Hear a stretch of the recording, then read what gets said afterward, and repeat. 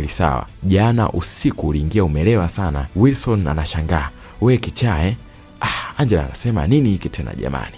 Wilson anasema toka nje. Anataka kutoka hapa, anasema rudi hapa. Mule ndani pazito sasa.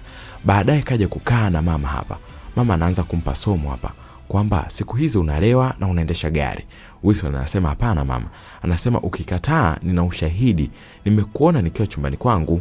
Basi mama akaanza kulalamika tu kwamba shida nini mwanangu Wilson? Maisha gani unataka uishi wewe? Wewe ni kijana na kutegemea, lakini mambo yako mbona yapo hivyo? Wilson anasema mama samahani basi. Jamani mbona hivyo? Mama anasema tabia yako hii haikupeleki popote. Jamaa ilibidi atoke pale maana mama yupo moto sana. Akiwa sebleni hapa, pisi yake inakuja. Anauliza, unafanya nini hapa? Bebe inasema, nisamee basi mpenzi, nimekuja kuomba msamaha. Wilson anasema, baada ya kuniacha katika hali ile mpaka nimekuja